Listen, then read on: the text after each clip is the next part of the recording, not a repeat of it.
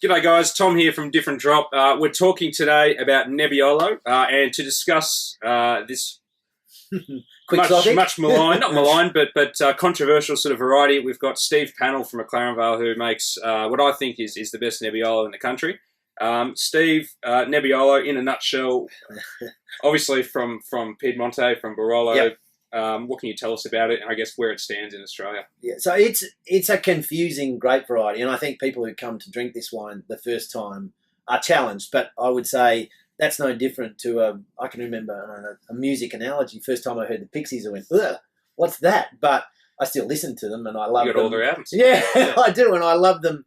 But it's uncomfortable to see, and so I think what Nebbiolo does for me, it speaks about what I like in all wines.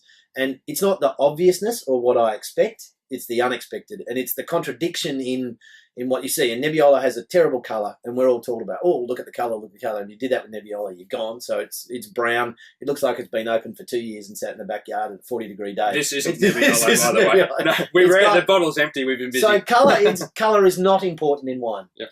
Aromatic quality is. It's got this beautiful smell. And that's mainly because the Nebbiolo vine is the first one to burst or to start growing, and it starts growing before Chardonnay, and it's the last one to pick. So the leaves have an enormous amount of time to make all this flavour that's in the grape, because they're the engine rooms of what happens in the grape.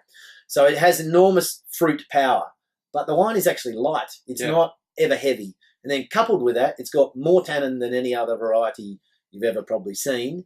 And that tannin, unlike tannin that just dries your mouth, it has a flavour, and you sort of peel it apart and you drink it. And when you first drink them, they are uncomfortable to drink. But for me, it's Venice heroin. It's the most important grape variety with Pinot Noir for me that express things that they take you to another place. They're amazing, and I love this style of wine. I don't think in Australia we're making Barolo or Barbaresco. We're making Australian Nebbiolo, and we're lucky that it actually grows and ripens here, because the tannins can be too powerful, and you need the exact climate where the sugar stops maturing, the weather goes cold, the tannin keeps ripening. So Adelaide Hills for you hits that mark pretty well? We're lucky. It's not logical, but I think a lot of what we do, what we're trying to do with grape varieties now is logical, and I often say to people, well, imagine if Riesling wasn't planted in Australia, and imagine if Semillon wasn't planted in Australia, and we were treating it like we currently do. Would we ever plant Riesling in the Clare Valley, Eden Valley, or Franklin River? Probably not. No. Would we plant Semillon in the Hunter? Absolutely. Correct. Anything in the Hunter. So, I mean, what's going to be more difficult for us to find is the illogical and the crazy. And it's the crazy, like growing Nebbiolo in the Adelaide Hills, which I thought it was in the start, is working. And so it's fun to make this wine. And I'm sort of more chuffed that people actually want to drink them. So it's interesting. So it's good fun. They're great wines, mate, and I think a big future. And the quality of Nebs that we're seeing getting better and better each year. Yeah, and you get a bit more experience with them. And people are chasing them. That's the thing. People come up to me and go, can I try the Grenache? Can I try the Nebbiolo? And so, there's a big change going on.